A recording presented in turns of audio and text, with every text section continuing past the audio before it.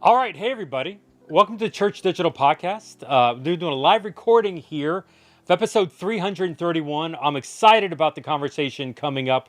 Actually, I'm getting some action on this conversation in our WhatsApp channel, talking about the role of ministry and really the lack of women that are currently speaking in and leading in digital ministry circles. And so we've got a lineup of some ladies coming in. As a matter of fact, Amanda Sousa said hello in chat earlier just a second ago. I want to give a shout out to some of the other people hanging out with us in chat. So Edith, Steve, appreciate you coming in. Amanda as well, and any of the others that are out there, we'll be keeping an eye on chat. So feel free to ask questions as we're going through this. Engage in chat. We'll be sure to see you and dialogue with you through this conversation. I want to say up front, talking about women in ministry, I don't have answers. I'm probably more of the problem than the solution towards this, and we do want to draw attention not only to the issue and the problem of what's here, and I don't know that we can solve the problem today, but maybe start to take some practical steps towards how can we really engage and involve more women in digital ministry moving forward. And so looking forward to this conversation. Before we get there, up here, right there, point finger that way. It's so hard for me to do this backwards. I don't know if you have that problem, but we have our digital missionary conference coming up here April 2nd. Missionary.digital is the website. It is a free conference. Maybe it's 7 hours in time, 6 or 7 hours at this point.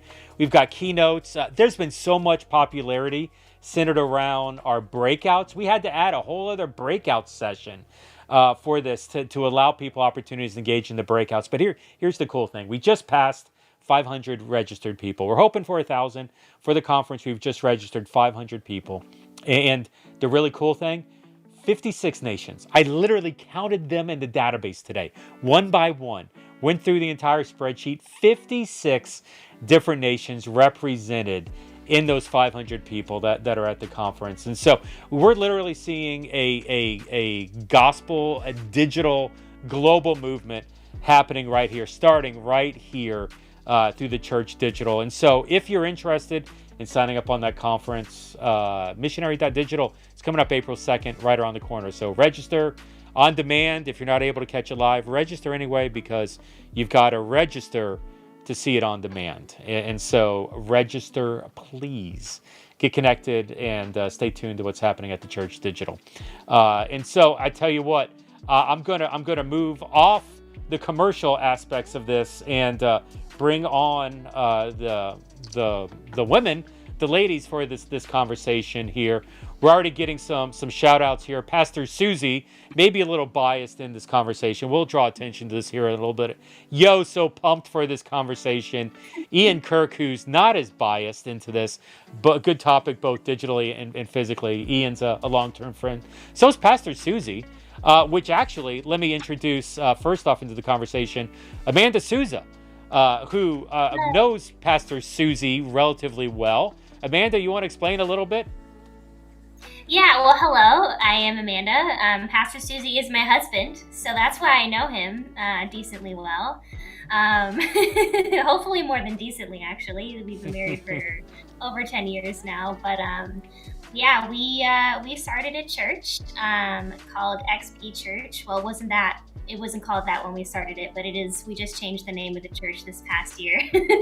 But yeah, so we lead together a church for gamers online called XPChurch, and I am the executive lead pastor, so I very much work alongside my husband, and I basically do all the executing of the things in a very, very short way, but that is a little bit of me.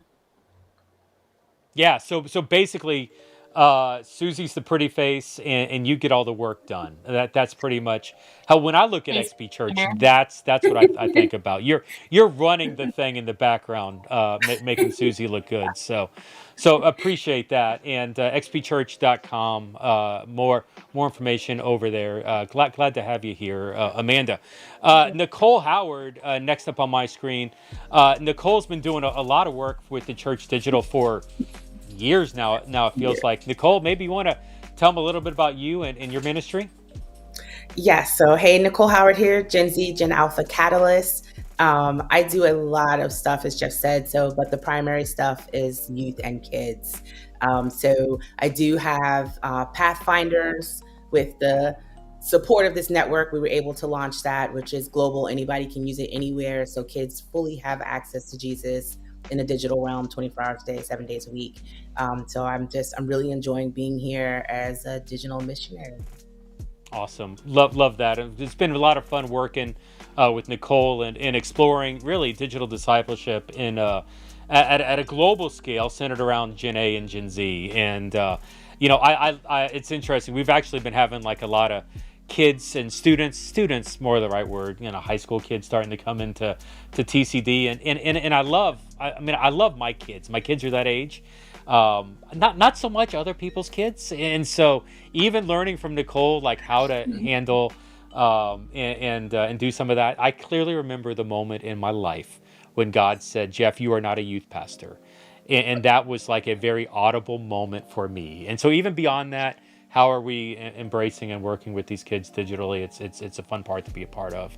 And also here globally, it's been a lot of fun to see Bosarge's ministry really expand. Anne, I feel like I first met you when you were still at the church you were at for a while, and growing a digital ministry that actually kind of left the physical church and stood on its own, and now you're discipling people globally with a strong presence in Africa. And so, Anne, maybe tell them a little bit about your ministry. Yeah, I'm Ann Bosarge, and I have the opportunity, the privilege to lead an organization called Digital Discipleship. And we work around the globe to reignite a passion for discipleship. So we do that in a couple of different ways. We do an online women's and men's ministry that is called Becoming More. We also do daily discipleship in the online chapel, and we actually have a digital forward child sponsorship organization where we put our discipleship into action through child sponsorship in Uganda. So we operate on Facebook primarily and WhatsApp as well. Awesome. It's been so exciting to see that organization grow. And even as we've started the Church Digital extend globally and deal with contextualizations and things like that, it's been, we've brought Anne alongside to coach some of our leadership and learn from some of the work that she's doing at a global scale. And so as we're getting into this, I would love to draw in. It's interesting, just now, Pastor D coming in, who's also a longtime friend of the Church Digital, just comes into the house. And so it was funny. I told Pastor D, I was like, probably should have had you come on this thing as well, because she is so vocal and so strong as a female pastor in House of His Glory as a digital church. Been doing this a decade almost, if not more. And so you've got a lot of long-term women who are represented on this screen. But really, I would suggest maybe even this just open up the conversation. There's some difficulty, some hesitancy. I was telling Amanda actually before the convo, like before we started streaming, I book conferences, designed the Digital Missionary Conference. I book conferences all the time, and I am constantly like, who's out there in female space, who's doing something, and like men, I don't have to. I don't want to make this about me, but men, I don't have to look hard. women, I often find like I have to really dig in and dig through the weeds to try to find, do you know somebody? Do you know somebody? What's going on? To really start to get down where it's obviously a lot more of a, it feels like it's more male dominated ministry area. And I would even call out, I love my YouTube subscribers. Thank you for this. No guilt implied. YouTube tells me analytics wise that 97% of my subscribers to the Church Digital are male. 97%. Like, I have to work hard, it feels like, to get 97% of men to engage and no women. But we're very open to this. And so, like, I just would love to maybe start the conversation with you all. Do you feel this tension of being like in a male-dominated environment? Let me just open up, let anybody share as they feel like. What do you feel or see when you look at being a woman in digital ministry today? Amanda, you want to kick us off? I'll make you the guilty one up front here, and let's get the others to engage in. Yeah, sure. So I'll start and say I don't think it's industry issue. With physical ministry, online digital ministry, like they're just, you don't see many women represented, and I would say it's just a problem that we have in general. And I ask myself that I have such a packed answer, so I'm so hesitant to start because I don't like, once I get going, like I have a hard time. I have a lot to say on this, and so I don't want to like start off. But I would say just to simply start off, like I really just think that it is just an issue in your physical churches, in your typical like brick and mortar ministries, and it translates online. Yeah, so I'm having a hard time answering that without going off on my tangent. I want to, I don't want to just go off and take over, but. So you're going to save the bullets for a little bit. That's cool. I respect that. Thank you. Okay, Nicole, what I cut you off earlier. I apologize. What were you going to say? No, I was definitely thinking, I was like, okay, not all of us at the same time. When has that ever happened that three women in the room didn't have something to say at the same time? But I'm just like, let's get it. So yeah, aside from, I love how Amanda kicked that off because it has become a societal expectation. We hear ministry, they're expecting the male version of it. And then for the lack of leadership representation, we don't have anyone out there doing it to say, okay, it's possible for me to go do it. So who's guiding me if I'm guiding everybody else? Who's going to feed into me if I'm feeding everybody else? So you have this place where you're like, I'm hesitant to go out there and do that. And so you can't find us because there's no one out there for us to come under to be represented. Mm-hmm. Yeah. Anne, you would agree with that?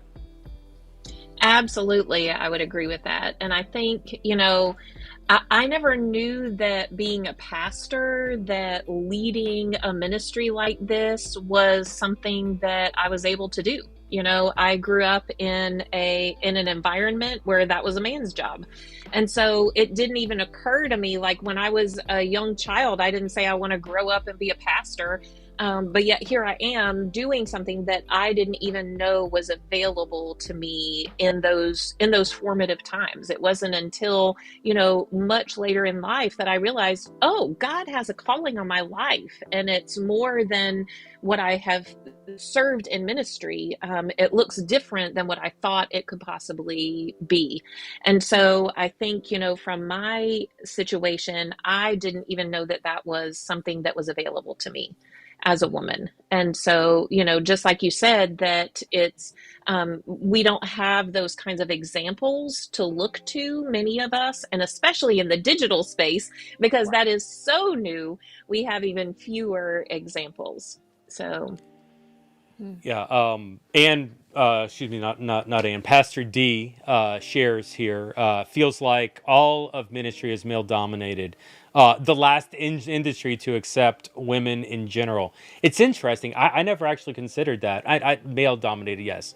the last industry to really accept that. Does that resonate across the crowd as you look at that, the last industry to accept women? How let's be personal here for a second. How does that make you feel? Like how do you respond to maybe that idea? Oh, can I take it, ladies? Go ahead.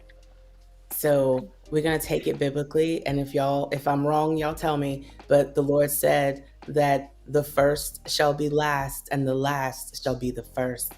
So it's coming. And I hope that our male counterparts are ready. Uh-oh. I'm suddenly very afraid. Wow. So what do we... Is the problem, as was described, that there was no, little Anne as a child had no vision for wanting to do something like this because it wasn't on the table. I tell the story. I wanted to be a digital pastor when I was 12 years old as an eighth grader, 1988, 89. And so like I've had that vision for 25, 35 years of my life. But is the problem really that it just wasn't on the table? The girls didn't know that was an option. Like, is that the source of this? Are there other things that we need to look at? I think I would say for me that is definitely where it started. But then what I needed was the opportunity to have some mentors in my life that kind of rewired my thinking around that area. And mentors that were men, because, most pastors, most people in ministry are men.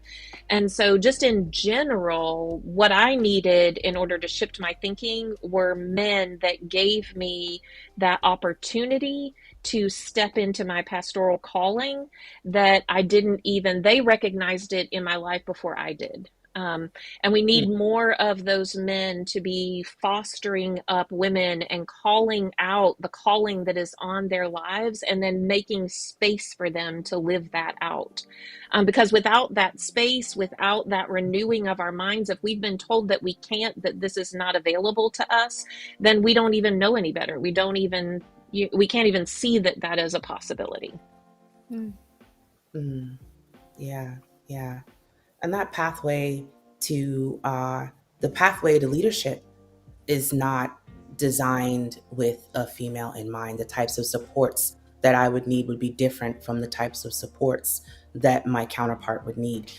So just even in looking at that, like how are you set up to assess leadership within this community of believers that are given the mantle of pastoralship? And then let's just add that it's digitally. Like we're not adding, we're stating and maintaining that it is digitally. So there is not a process for that. So I may have the world's greatest mentor, renowned book writer, but he doesn't know how to lead me digitally, nor as a woman.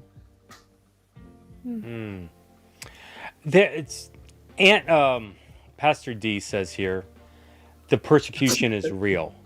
Now, I actually, and I'm not calling Pastor D out, but I've seen this word persecution a couple of times, and I'm just going to be honest right here. The male part of me, I love you, Pastor D. The male part of me is like, whoa, persecution? Like to me, that's a freaking strong word in that. And so humbly, I'm asking this question: do you all feel persecuted? Do you feel like there's Amanda? I didn't even finish the question. You're shaking your head. Yes, Amanda, talk to me a little bit. What are you feeling here when it comes to persecution?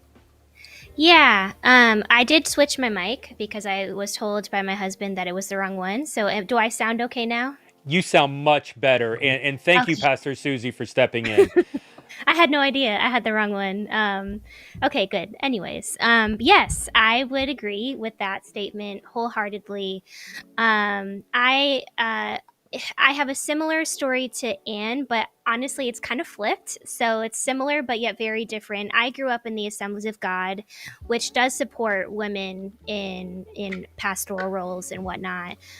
Granted, every church is different. And so I grew up, I saw examples of amazing godly women in leadership and, still struggling with some persecution, even in a denomination that supports them.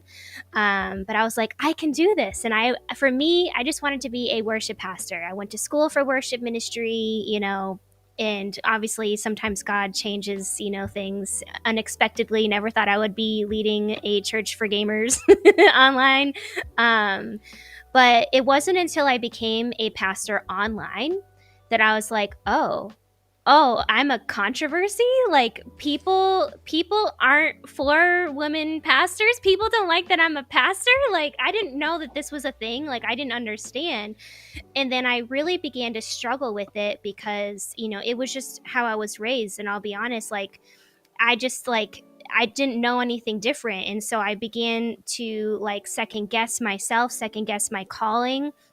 And it wasn't until I studied myself and I went, I was like, what? I hear all of these voices. I hear all of these voices online, whether they're nice voices, unkind voices, just telling me what I can and cannot do in ministry. I'm going to go and I'm going to figure this out for myself. And so I sought out, some women that I know who are in ministry and fight for women in ministry, reading books, studying scripture.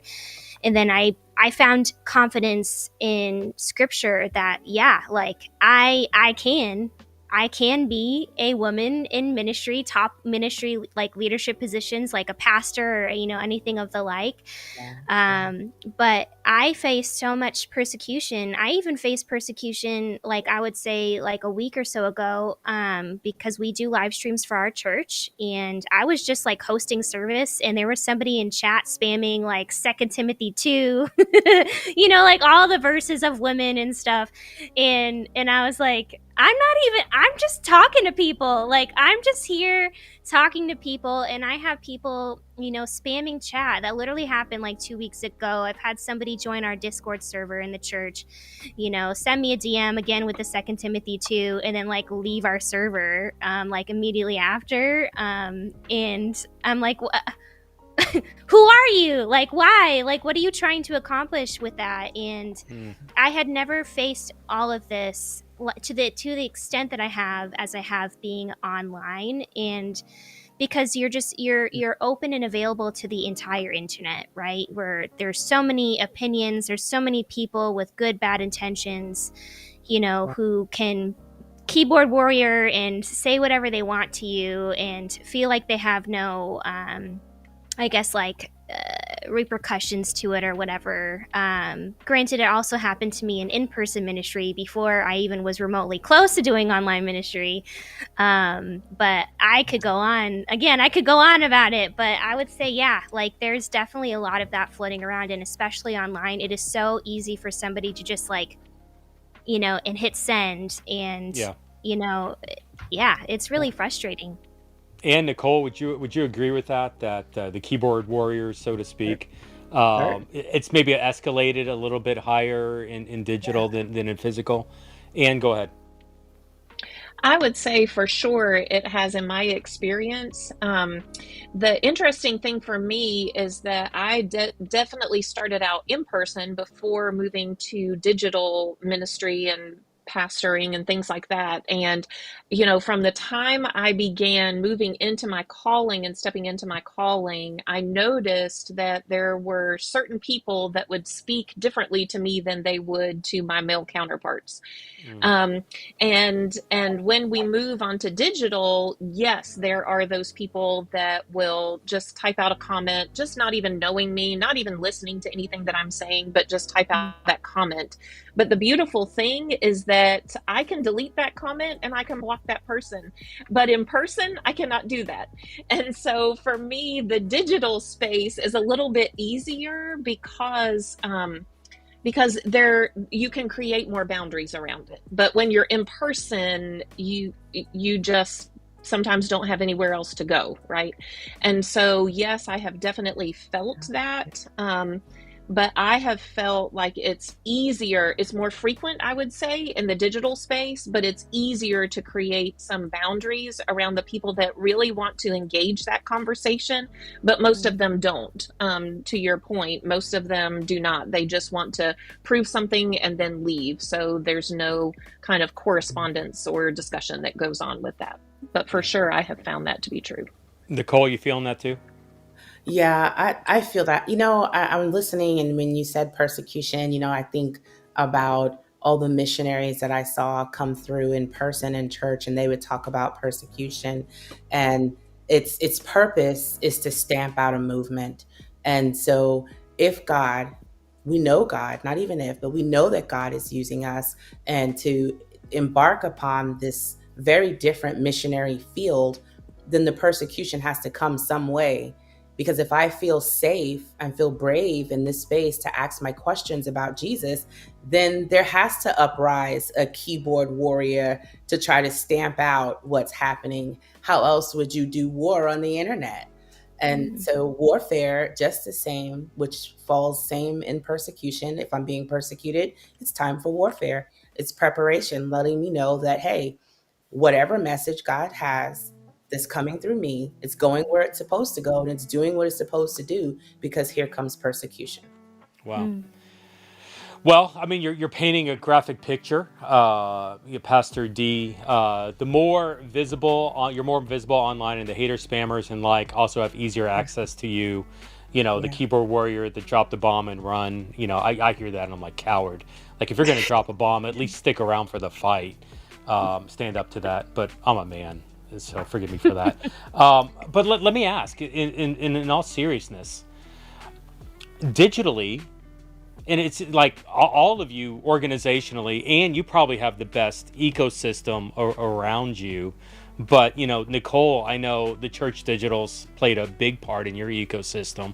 Amanda, you've got a team around you with XPChurch. But in those moments when you're in the middle of this persecution, we're in the middle of this attack, where do you go? How do you withstand this? Who do you talk to? How do you overcome that situation? Pastor D, I would even love to know your take on that. So any of you ladies, how do you withstand some of this persecution, some of these attacks?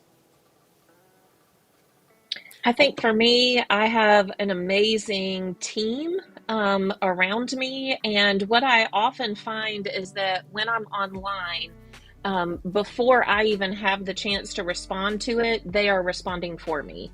And I just find so much comfort in that. But then I also have sought out other women in ministry that I can go to say, hey, is it just me? Am I overreacting to this situation? I don't want to be considered that emotional woman that is taking things too seriously. I want to make sure that I am level-headed, that I'm thinking clearly. And so to be able to have some other women in ministry to go to for support has been absolutely a game changer. And then to have other people around me that are speaking the truth to the lies, even on my behalf, even before I can get to the comments, absolutely is helps to protect my soul and helps to protect my mind from the things that I'm reading. Yeah. Any other thoughts on that? My aspects work a little differently. So I picked this up from an in-person gathering. When someone was getting ready to speak at this IRL gathering, the individual would go to the prayer chapel and a group of people would be in there praying for that person. And then they would go speak. And when they went to speak, there's always someone in that same prayer chapel praying over them as they speak. And then when they come back, there's someone to pray them down. So whenever I have to do any type of ministry, there is a team of people praying over those dates before they even get here. Then there's a team that prays over me. There's a team that's praying when it's happening. And then there's a team praying me down. And even in the midst of that, the first and foremost is that this is a mantle. We can't forget that. And with every mantle comes a host of heavenly angels. They've got it covered. Y'all can do what you like. You're not going to get to me unless you come through the Father. And I don't think you're going to make it. So I'm just like, okay. And then I do have a spiritual mother. I do. I do. And I'm just like, hey, just like Ann said, I'm like, did I miss it? Or did they come for me? Like, you know, in kids' terms, I'm in youth ministry. I'm like, bet. So we level up, we fast, we pray some more, and we come again. And I'm like, okay, let's try this again. Anything to add to that, Amanda? Yeah, for me, it's been huge to have my husband being so vocally and like just obviously supportive of me being a pastor.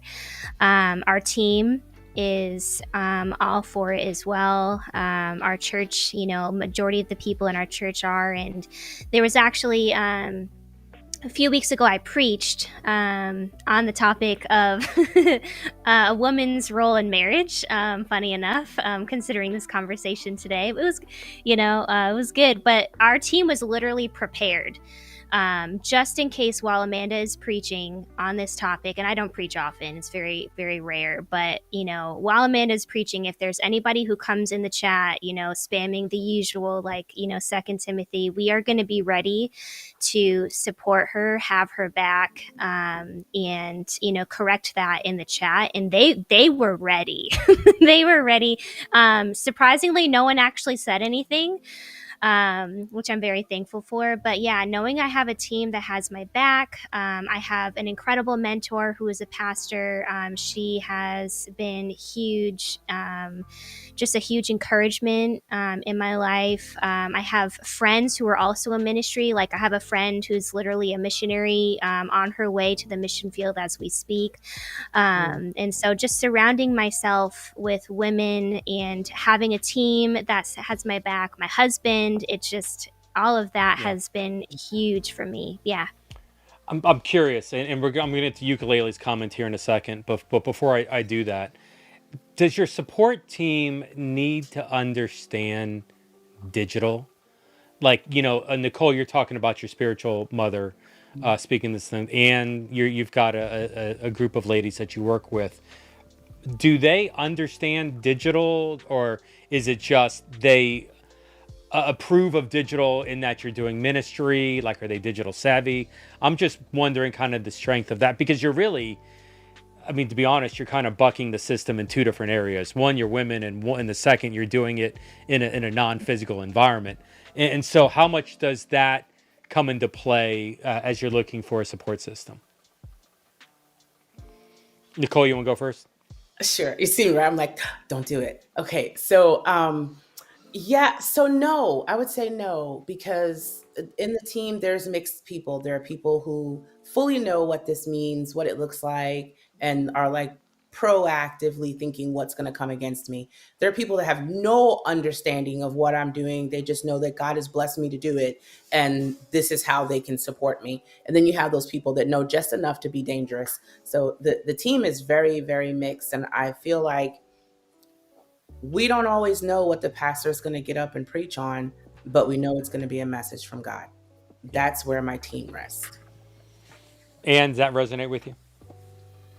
For sure. And I think, one of the things that I wanted to do as I was stepping into this digital space was to invite other women to come along with me. And, I let them know early on, I'm like, I don't really know exactly what this is going to look like, but let's do it together. And so there were 3 women that started this organization from the ground up. And so definitely they understood everything about all of the nuances of being digital, and they have been involved, very, very intricately with that. But also just for me, other women in ministry that just look out for my heart. There's no digital component to that. It's just looking out for me and my heart and how I'm doing spiritually. And so I think both is important. You have to have a digital understanding in order to understand what it's like to be a woman that works in a very male-dominated space. And so I think it's both for me. Yeah. Ukulele says here, and I'm curious y'all's take on this. Another layer, things we offer for women at church are about marriage, parenting, and prayer, not as often about leadership, deep Bible study, etc. Would you all agree to this, or care to share an opinion on that? Amanda, you're shaking your head yes pretty strongly. Why don't you kick it Yeah. off? Yeah, no, I would definitely agree. I think just churches in general, yeah, there just needs to be more intentionality to teach and train women in ministry. But I think it also starts with like, does that church support it? Because I think we all know, like, there are just a lot of people, a lot of churches out there that just genuinely don't believe that it's right. So I think that that is, of course, the first hurdle. But then when you do find a church that does support it, how intentional are they to empower, encourage, teach, train those women, not just to lead the children's ministry, but like, or a women's ministry, which of course, all of that is so good. And like, I mean, I lead our women's ministry in our church. But taking that step further, yes, you can be a pastor, not just to children and other women. Like, you can lead, you can be a spiritual figure in the church and in your ministry in more ways that, you may think or believe or have been told. And yeah, I would definitely agree that there hasn't been enough of that available to women in churches, and just in general. I know I did a Bible study because I was like, you know what, I want to take women along in this journey. And so we actually did a Bible study on the topic, in our church. We do small groups in our church, and we did one semester was on a book that is on the topic, and we just dove deep into the topic together, and we talked about it. And I think it really helped and encouraged a lot of women in the church going through that book and that Bible study in that way. And I think, yeah, we just need more of that. And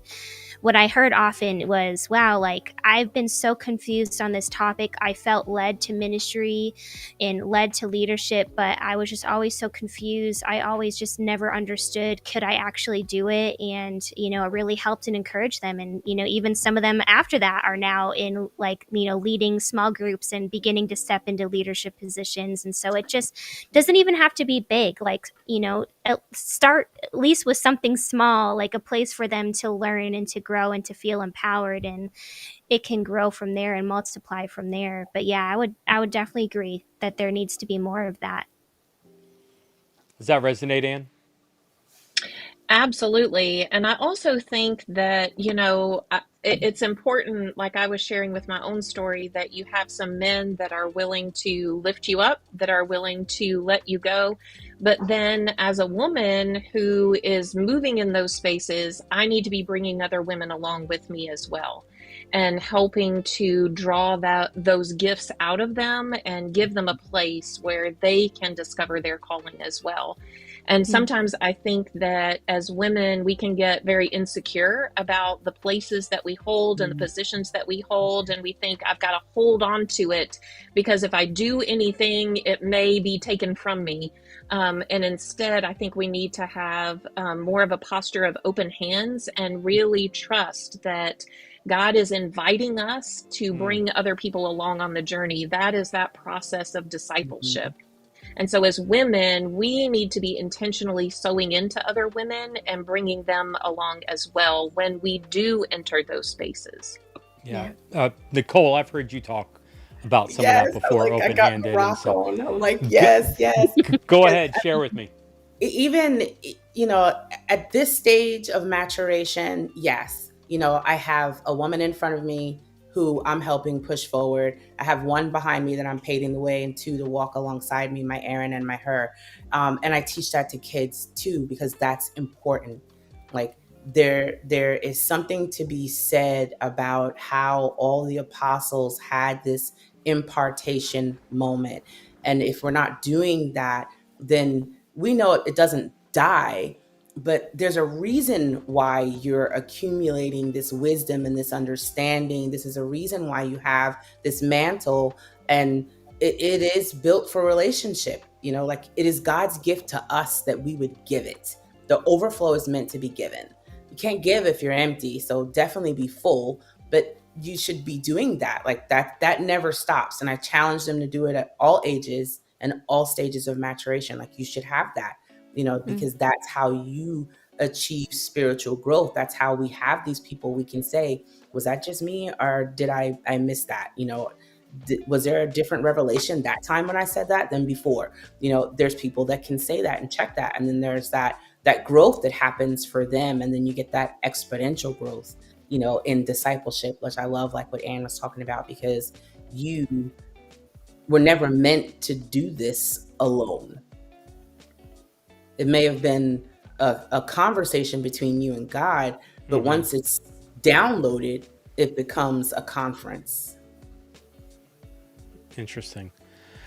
I'm going to do something. And to be honest, I didn't, when thinking through this interview, this thought didn't really even occur to me until literally in this conversation. And so this may be perceived as rude. This may be perceived as not a good thing. Don't you love when people like precede the comment by saying stuff like this?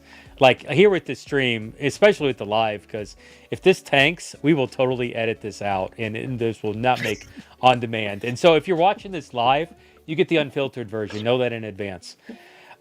But through the church digital, and I'm very vocal on my own story, and this is where it's danger, because I'm paralleling my story to you all, and I don't mean that in any way. That is not what I'm trying to do. For 25 years, I banged my head against the wall because I was trying to help physical churches understand the power of digital, and like even freaking through COVID, they couldn't figure it out, and so we pivoted. We walked away from the church mindset and instead started adopting this idea of the digital missionary, which is now the Digital Missionary Conference and everything else. And moving away from the church and moving from it's interesting. I told a donor last night, I was like, it was like we were doing B2B, business to business, working straight with churches. But by going to digital missionary, we pivoted and we went to a B2C, a business to consumer model, where now we're working straight with individuals instead of trying to go through churches. And it's been like a clear sailing, blue skies, blue ocean, whatever the analogy is that says it's been a sprint and it's been a joy. It's been that way. And so I'm thinking about this, bear with me. And I started thinking back of historically, actually, my mother was very active growing up in WMU, Women's Missionary something, whatever, I don't know. But like for her, she spent a lot of time talking about missionaries. And so I went on Google and I Googled Christian women missionaries to pull up some of these names. Elizabeth Elliot, of course, in the 1900s, and she died in the 2000s. Books about her. Lottie Moon as a Southern Baptist. This woman in the 1800s and early 1900s was defining missionary work. Is there opportunities missionally with more towards this? Is that moving away from a male-dominated church environment? Is it a good thing to lean away and work straight with the individuals? Is that a bad thing? I'm just looking at maybe missional is easier, but that may not make it better. And so what's your take on that? I'm open to whoever would go first on this, but would being more of a missionary instead of a church, is that the right play for women in 2025? I think that it is traditionally more accepted because women are helpers, they're servers, they're servants, they are coming alongside and helping. And really we often fail to see the intersection between a missionary and a pastor. I don't see that those two things are that different, because a pastor should also be someone that serves, that loves, that shows compassion, that works with groups of people, like all of that. But for some reason, there is a stigma where the word pastor is used in conjunction with women. So yes, I think that there are not very many people that would say women should not be missionaries. Absolutely, they should be missionaries, but they can't be a pastor. And so I think that if we stop getting hung up on terminology and become more concerned with where God is moving women individually in their lives, I think it's important for us to follow the calling wherever it leads. You could call me a missionary, you could call me a pastor, you could call me a nonprofit leader. I don't care what you call me. I just know that I am called to take the gospel to people and to reignite a passion for discipleship.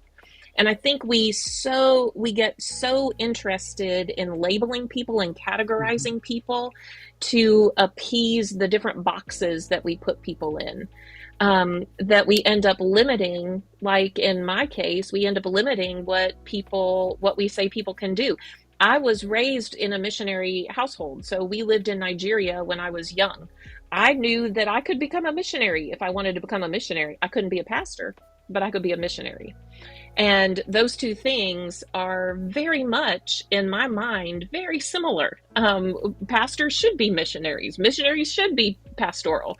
But we just put those specific labels and then categorize people where it makes us comfortable.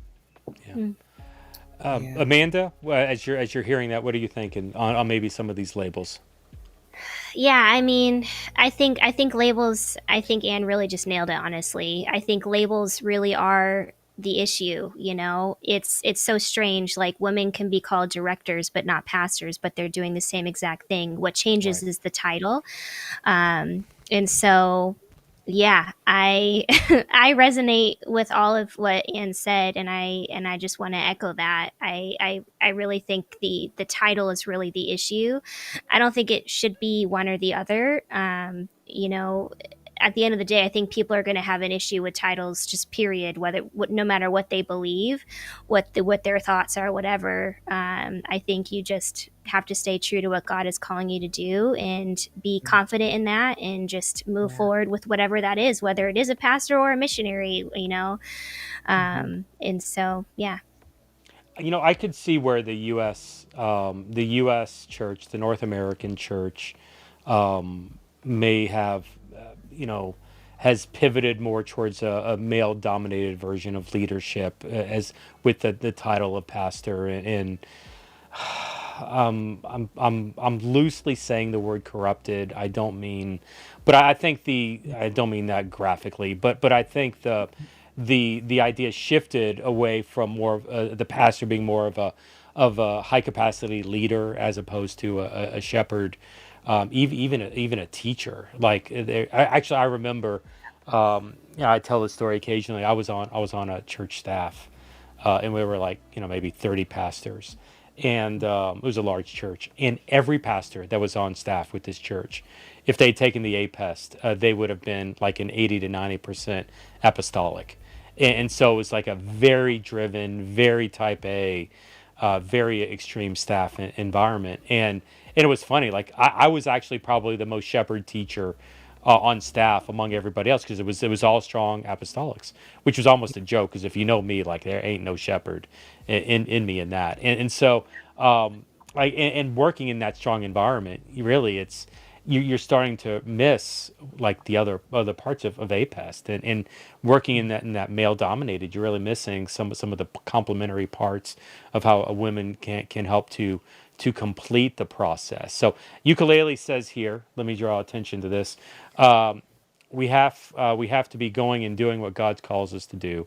We can adjust the label, but be careful not to adjust the mission to be more palatable to humans. And so it's not. I think that's a good call. We don't want to lose sight of the mission of what we're called to. Yeah. And let me ask you, because you're reaching globally. I'm guessing Amanda's reaching globally as well, but oftentimes people hide behind the usernames, and it's harder to really figure out who's who. But Anne, like, who you're reaching. You're building relationships with predominantly a lot of people in Africa and other nations. Do other nations globally, do they struggle with women pastor, with women leader, as strongly as you see in North America? Is it globally as much of an issue as maybe you're feeling here domestically? The answer is no, they do not. And that is one of the things that brings me great joy and satisfaction with the ministry with which I get to work. I hardly hear any of those comments. I hardly get any of those comments from people that are engaging globally. Many of my people are from Africa, from Pakistan, different places, and it's not an issue. It's you are called and you are equipped and you are prepared and gifted to teach the Word of God, and I am going to learn. And there's an attitude that I think is often missing here in the U.S., that they realize that they can learn anytime, anywhere from anyone. And there's a humility there. And one of the things that I have loved is to be able to see, remember I said that some of them will comment in the comments before I even get there. And it's usually my international people that are commenting and that are correcting the mistruth and just the hurtful statements that are made on my behalf. And so I would say, definitely in my experience, it is a United States Western centered mindset that I do not see in much of the global parts that I engage with. Amanda, have you had any experience globally would you agree with what Ann said there? Like, what has your experience been globally on Twitch and Discord? Yeah, majority of the people we do reach are in the United States, but we do reach people all over the world, Australia, United Kingdom, Europe and whatnot.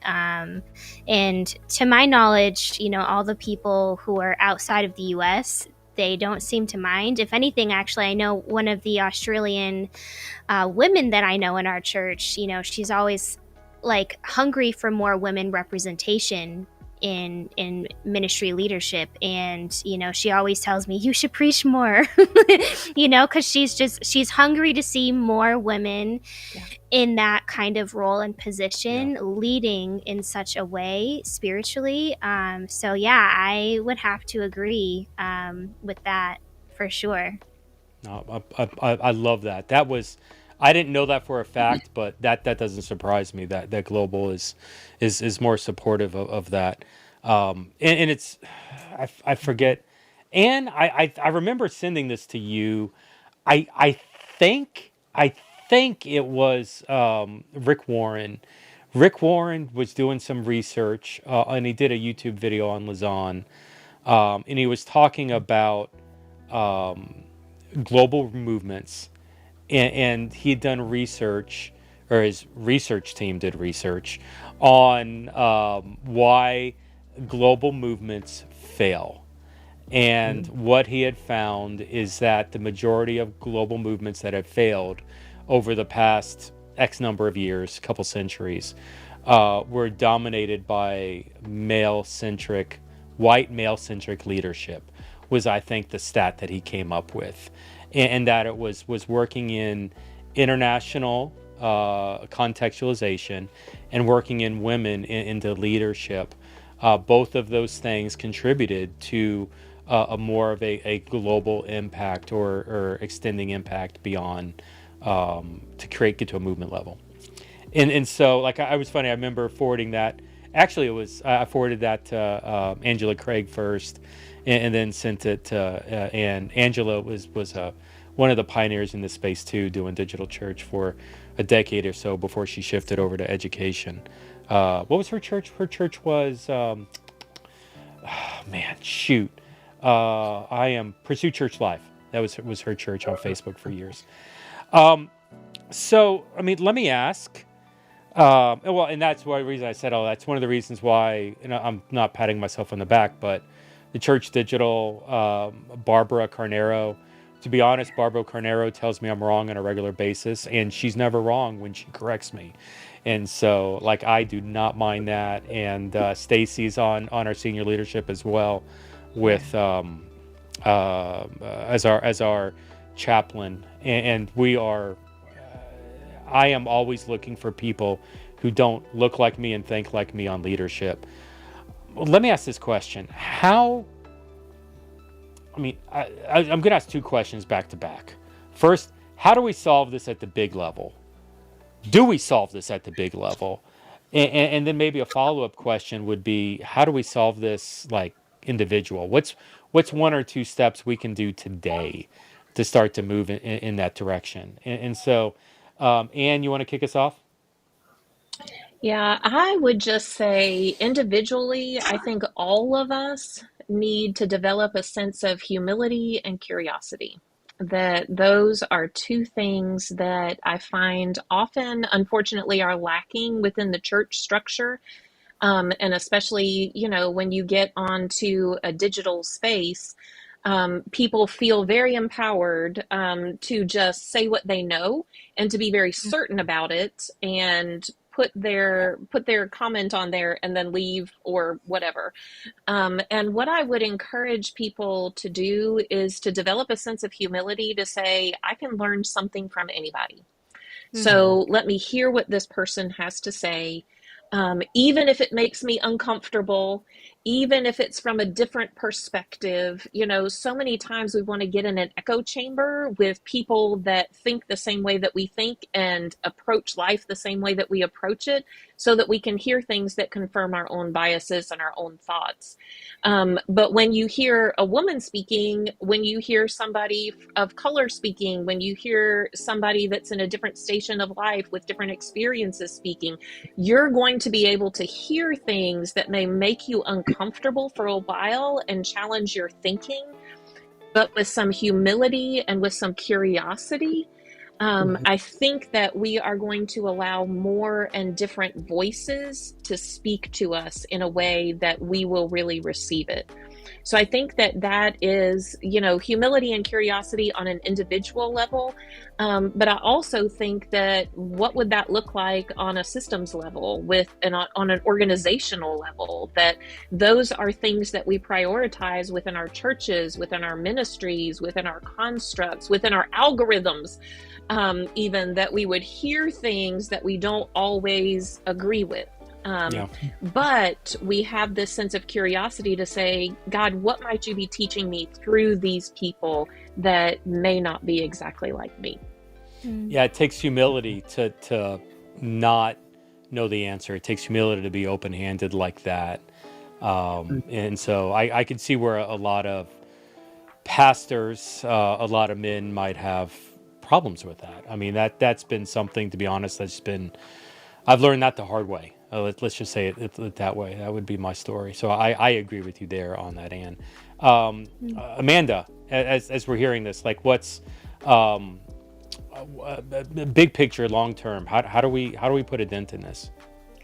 Yeah, definitely echo the humility. I think that's like the number one reason, that people who are, just against women, they lack the ability to have a conversation, to hear the other side. And so I think it starts with humility, but then I think like being intentional to create opportunities for women to be celebrated, empowered, encouraged, trained up, not just like, adding on a woman to like, a list of conference speakers just to have like your woman, represented, like, the like, token female. Yes, the token female, don't do that. Because while, sure, to a degree, we appreciate the thought. It's not necessarily helpful when you do that. But like, seek out women who are truly doing an incredible job in these spaces, celebrate them, invite them to more opportunities so that they can be seen by other people, men and women included. And I think by inviting more women into the space, like these podcasts are great, but what I would love to see is women on podcasts that aren't about women in ministry, like what are you doing as a woman in this space? Like why like what are you up to, like, you know, what is God doing in and through your ministry, you know, to see more of that, so that it's not just like, yes, women can do it, but like, what actually are you doing? You know, why can women do it? Let's see the proof in the pudding. Like, let's see what God is doing in and through what he has called you to. And so I would love to see that, you know, of course, women supporting women, but I also think it is so incredibly important for men to be supporting women in these roles as well, because women have each other's backs, you know, but I feel like we'll constantly be fighting against the grain if men are also being intentional to invite us into those same leadership spaces, especially if it's so male dominated. They have to make room for us, because I don't know about you, like, I'm not interested in fighting my way in. I'm not that type of person. I'm not trying to like insert myself when I'm not wanted. You know, so I think men creating that space for women to, you know, be celebrated, encouraged, trained up, you know, to have that opportunity is so important. So Yeah, I mean, I'll give testimony to this. You know, the Church Digital, some of the shorts that we produce, the short, and Stacy's one of our regular producers. The shorts that she produces typically rank in our top. Like when she does it, they perform very well, which is interesting because, you know, my subscribers are 97% male, but they're resonating with some of the ideologies what she's talking about. I'd say the same thing, and we've done some clips with you historically through podcasts and other things that we've done, and Ann does well with that. I would, you know, I've often said, you know, I don't know that I'm the future of the Church Digital. A white bald man with a beard, I don't think is really going to be the leader of an organization, a global movement organization. I think it's somebody else is gonna pick the reins up and run with this. But as much as we can empower, as much as we can enable women, as much as we can enable different cultures, and empower them to do ministry, encourage them to, like, that's, I try at a personal level. I try to get my platform up on a regular basis, and you know, Nicole has benefited from that, and historically, I hope would say she's benefited from that. Actually, it was interesting. I was talking about Angela Craig earlier. You know, Angela, I hope it's okay that I tell this story, but I sent her that story I was talking about, Rick Warren, and I said to her, you know, thank you for pioneering in this space and doing this work to help create a movement. And she replied back, and Angela, I apologize if I shouldn't have said this, but she said something to the extent of, thank you for giving me your platform and the opportunity to be heard by an audience that doesn't listen. And that's been a sad reality for me, is like there are pastor friends in my ecosystem that are like, why are you highlighting women pastors? That's not biblical. Like I've gotten hate email off some of this stuff. It's interesting. I've had a lot of engagement in this conversation, and chat actually has been really positive. But I was half expecting some negative to come around, because that does happen on occasion. You know, even in our ecosystems. And so, you know, I want to thank you all for being the pioneers, for leading into this space. You know, we say here at the Church Digital, pioneers get shot, settlers get rich. And so you guys are paving the way for some other missionaries and some other planters and other women to benefit from this in the future. But let me ask this question. Today in 2025, it's March, right? It is March, right? March 15th, 17th, somewhere around there. Okay, we're good. I know what month we're in. It's a step in the right direction. By 2026, in the next 9 months, 8 months, we want to move the bucket forward. We want to take a step in the right direction. What do we need to do? How do we elevate this so it's not a problem? What can we do in the next year to help bring about a solution, or a step in the solution in the right space? What do y'all think? I would love to see each ministry leader, male or female, find someone and appreciate the greatness and the God-given talent within them and then replace themselves. I hope that I will, in the next year and a half, continue finding other women, continue finding people who are called into different areas of ministry. And Jeff, just like you were saying, giving up the platform and allowing them to be able to use their gifts and talents in a way that they may not have even thought possible, or nobody ever gave them that opportunity. And so whether it's a digital platform, whether it's a pulpit, whether it's a Sunday school class, whether it's a small group, whatever that is, find a woman, appreciate the greatness and the gifts within her, and then give up a little bit of your power so that she can step into the greatness that God created her for. Wow. Well said. Apprenticing, multiplying yourselves into others, men and women. Beautiful. Amanda, you want to go next? Simple steps. Yeah. Echo that. I think I should never let Ann go first because she's so eloquent. It's like, okay, what she said.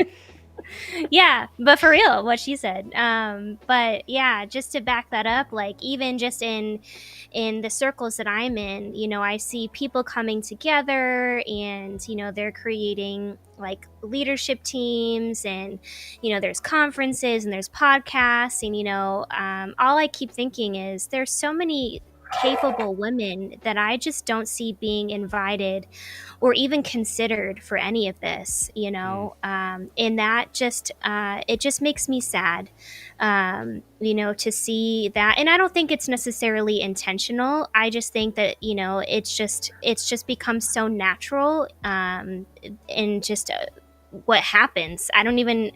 It's just so, yeah. Like I don't even know how to explain why, but.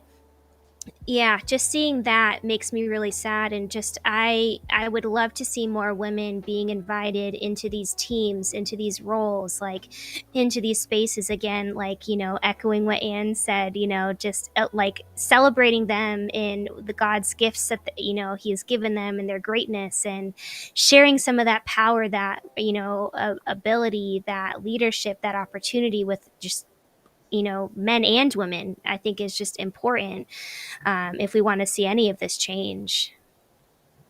Yeah. That's good. Nicole? I was listening and I was like, okay, what do you say? Because I feel like echo definitely, and like that was every item I had rolled in my head for this moment. But what I would like to see is, I've often been told that I had to become the mentor that I was seeking because there wasn't one available. So what I would like to see is more opportunities for ministers in general. I can have a him and a her, a him, a her, a him. To me, it's who God sends to me, and I can't control that. And if I'm trying to control that, then it's not who God is sending, because I'm never in control. And so to have the ability to feed into a pool of people, whether it's, like she said, apprenticeships, internships, come alongside ministry, just spotlighting you in my ministry. Not that you have to be doing what I'm doing, but the fact that you're doing it to highlight that in my ministry. It's going to take many parts, and we know that because the body is made up of many members, and we were to come together. So that meant that at some point I'm going to be with somebody who may be IRL, who may be digital, and there's something that they're doing that's going to help me propel them and me. And that's why we're supposed to connect. There's a click that happens. So I would love to see opportunities to create a global knowledge bank of people that we could say, hey, we're getting ready to do this. Put your applications in for digital, just like they do for in-person. Here's everything that we can teach on. What do you want to teach? Yeah, I love that, and I mean, I'd love to say if you're a woman, if you're in this digital ministry space and you're looking for that ecosystem, you're looking for that friendly environment, you got it here. Come hang out with us over at the Church Digital, and let's get something going.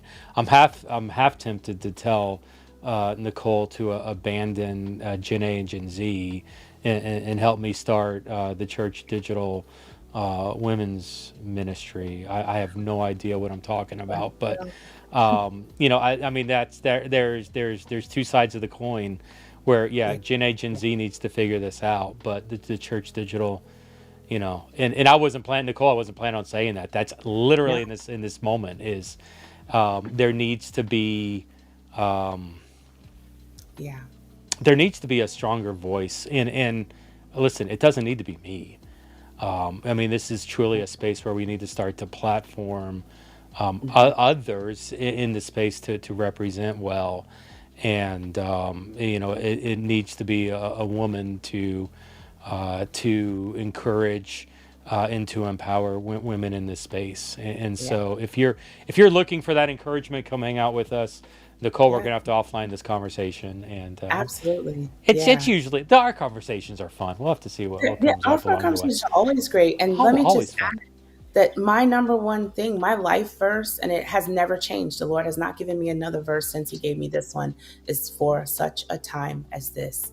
My person in the Bible is Esther. I believe they were all created for something, and there's a specific time that that's supposed to be accessed. So if this is that time and you feel like God is nudging you, that you're, like He's clearing the buffet table so that you can come with your dessert to the table, then this is what you need to do. Like, find your people or find people and just get in, because they'll help you Yeah. find your people. You know, Mhm.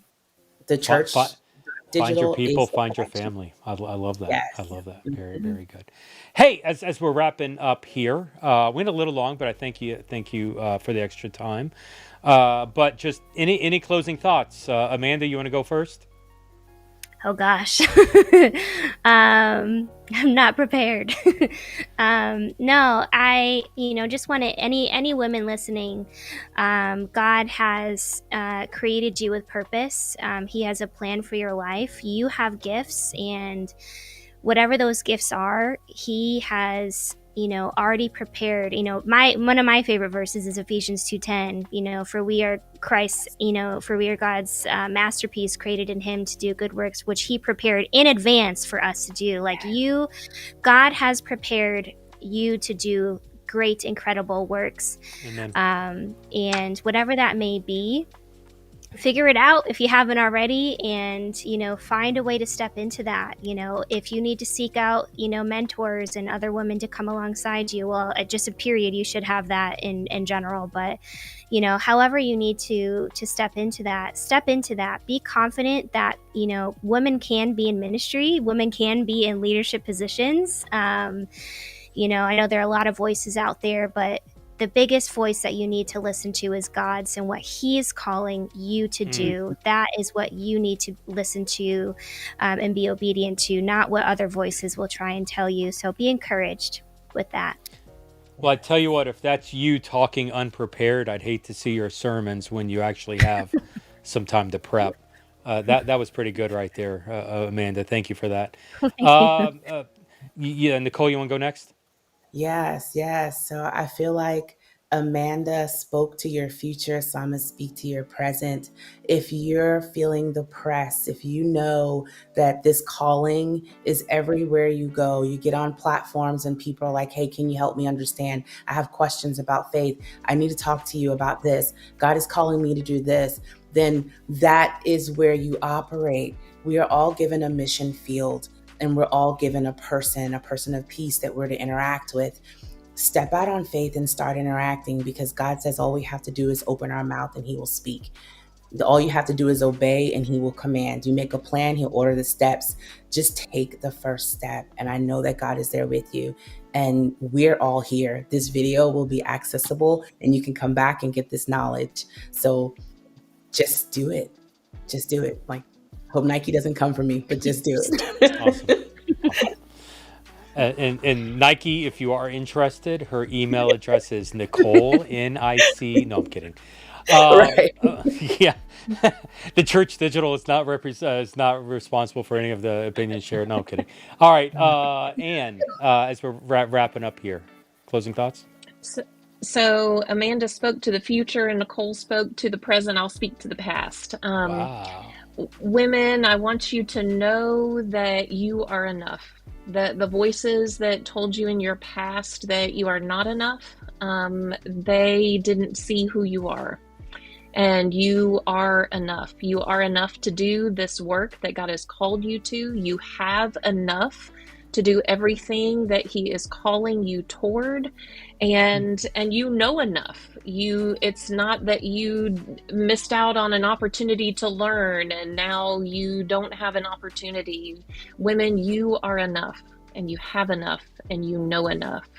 And I just pray that you will rediscover the potential that is within you, and you walk in that fully. Yes. Awesome. Wow, that was powerful right there. Normally when I ask that question, people are like, "No, I'm good," but y'all brought the hammer right there at the end. And so I want you to know, ladies, I know your ministry well, and I have the utmost respect for each of you and what you're doing. We've had Pastor G and Pastor D and ukulele hanging out with us in chat as well, and you both as well. I know the ministry. I see the fruit of who you are digitally, and I want to thank all of you for the work that you are doing in your respective ministries. And so, as we're moving forward to Church Digital, I'm excited to do more and to platform more ladies and to be able to allow more of them to share. I would say that with us, you always have a place to be seen and to be recognized for that. And so if you're struggling, connect with us and let you get connected to some people that can help you work through that. Come alongside you. I'm told that's the right thing to say now. Come alongside you and to work through that. I'm trying to work on my language a little bit on that, so I appreciate that. It's a kinder, gentler Jeff these days in 25. So hey, but we're going to land the plane for Amanda, for Nicole. This is Jeff. Oh, Anna. I forgot Anna. Forgot all about Ann. For Ann, this is Jeff with the Church Digital. Thanks for jumping on this podcast. Sign up for the conference, and we'll see you next time on the show. You all have a good one. All right, ladies, we're still streaming. I'm not going to hang up, but I just seriously, we're like, this will be edited post-show. Don't worry about it. Thank you so much. This was a blast. Everybody else that's on, hey, y'all, thank you for being part of this live stream. Pastor D, we'll talk later. Casual John, everybody else, thanks for hanging out with us here on the stream. But seriously, it was funny. I struggled to prep questions for this one because I had no idea where this thing was going to go, and that just came out beautifully. The conversation was great, and so thank you very much for being vulnerable and sharing a little bit of that with the audience here on the stream and on demand. We'll blow it up tomorrow or next week, and it just was great. So thank you all for being a part of it. Thank you for creating a space. Yep. See y'all later. Bye. See you later. Bye. Bye.